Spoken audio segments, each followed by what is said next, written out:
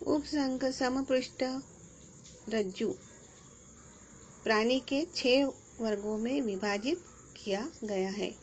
तो ये 6 वर्ग कौन कौन से हैं? पहला है चक्रमुखी प्राणी वर्ग, दूसरा है मत्स्य वर्ग, तीसरा है उभयचर वर्ग, चौथा है पक्षी वर्ग, पांचवा है सस्तन वर्ग और छठवा है सरीसृप वर्ग। आज हम जो वर्टिब्रेटा एनिमल्स के बारे में पढ़ रहे हैं वो है चक्रमुखी प्राणी वर्ग और मत्स्य प्राणी वर्ग। तो आइए हम इनके लक्षणों के बारे में पढ़ते हैं। आइए हम उपसंघ समपृष्ठ रज्जु प्राणी इसमें चक्रमुखी प्राणी वर्ग यानी कि क्लास साइक्लोस्टोमेटा के बारे में पढ़ते हैं। बच्चों, ये जो आपको चित्र दिखाई दे रहा है यह है चक्रमुखी प्राणी वर्ग पेट्रोमाइजोन का। तो बच्चा, इन प्राणियों में जबड़े रहित चूषक मुख पाया जाता है। इन्हें जबड़े नहीं होते हैं। इनकी त्वचा मृदु होकर शल्क रहित होती है। इनकी त्वचा बहुत मृदु होती है और इसमें मछली के जैसे ऊपर में शल्क नहीं होते हैं। इनमें संचलन हेतु युग्मक उपांग नहीं पाए जाते। अंतकंकाल कास्थिमय होता है। कास्थिमय यानी इनकी जो हड्डियां होती है वो बहुत नरम होती है। और ये जो प्राणी है मुख्यतः बाह्य परजीवी यानी कि बाह्य परपोषी होते हैं। और हमने पहले इनके उदाहरण देखे हैं कि पेट्रोमाइजोन, मिक्सिन जो समुद्र में रहते हैं। तो यहाँ पे हमने देखा है चित्र, उसमें हमें क्लोम छिद्र दिखाई दे रहा है, आँख दिखाई दे रहा है, चूषक मुख दिख रहा है। जबड़े की जगह पे क्या दिखाई दे रही है? चूषक मुख, जिससे वो अपना आहार ग्रहण करते हैं। बच्चों, इनके चूषक में इतनी ताकत होती है कि वो पत्थर तक उठा सकते हैं। पत्थर जो होते हैं उसे सरकाते हैं। और इनका शरीर चिकना होता है। इनके शरीर पे कोई शल्क नहीं पाया जाता। इनकी पूंछ होती है जो लोकोमोशन के लिए इसकी मदद होती है। वो एक जगह से दूसरी जगह पे जाने के लिए उनकी पूंछ का उपयोग होता है।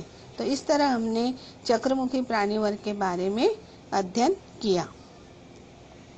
Class Cyclostomata includes the most primitive vertebrates. The term cyclostoma is derived from 2 Greek words, cyclos meaning round and stoma meaning mouth. They are mostly aquatic animals found in both marine and fresh water. General characteristic: body is elongated and eel-like. Skin is soft, slimy, smooth and scaleless. Single and median nostril present. Mouth is round, sectorial and jawless. Gills are the respiratory organ. Endoskeleton is cartilaginous. Notochord persists throughout the life. Heart is 2-chambered. Gonad is single and fertilization is external.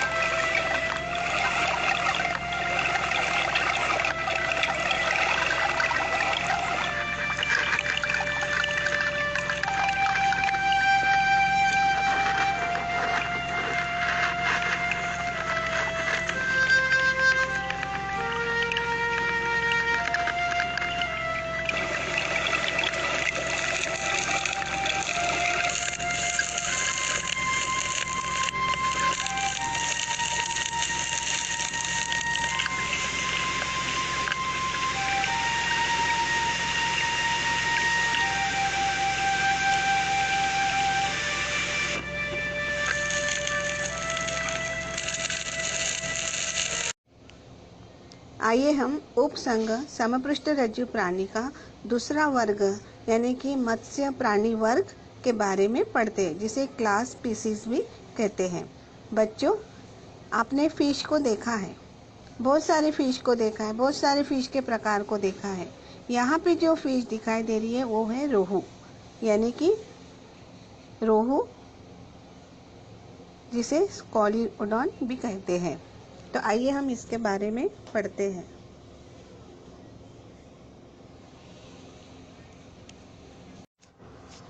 बच्चों, यहाँ पे हम उपसंग समपृष्ठ रज्जु प्राणी के दूसरे भाग में यानी दूसरा प्रकार जो वर्ग है यानी कि मत्स्य प्राणी वर्ग यानी कि क्लास स्पीसीज, इसके बारे में हम पढ़ते हैं।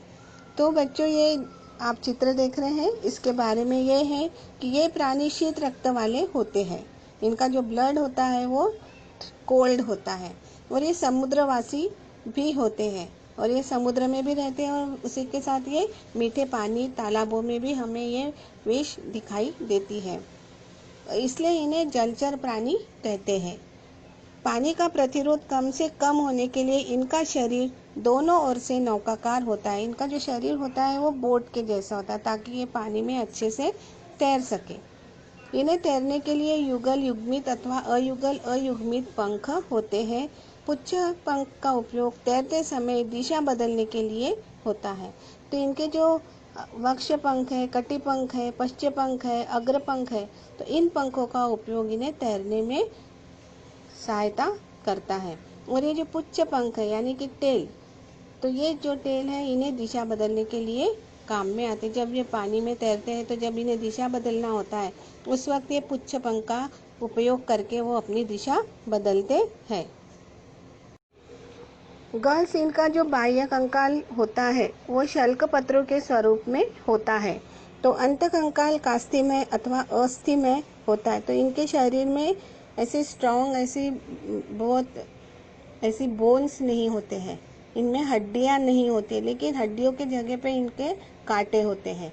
तो इन्हें अस्थिमय और कास्थि ऐसे इन्हें शरीर में हड्डियां होती है। यानी ये हड्डियों का एक प्रकार है कि जो फिश होती है उसमें ऐसे स्ट्रॉन्ग सॉलिड बोन्स नहीं होते, उनकी जगह पे यहाँ पे कास्थिमय अथवा अस्थिमय बोन्स होते हैं। इनका बाह्य कंकाल शल्कों के पत्रों के स्वरूप में होता है। इनके शरीर पे क्या होते हैं? छिलके होते हैं, शल्क कहते हैं उनको। तो इनका जो शरीर होता है वो शल्क पत्रों के स्वरूप में होता है और अंत कंकाल क्या होता है?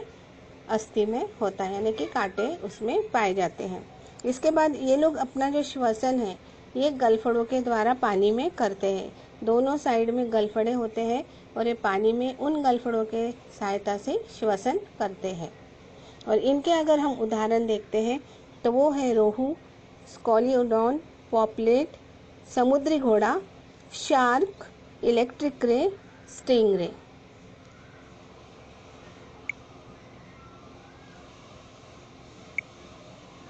Takes place through gills. Fish are oviparous.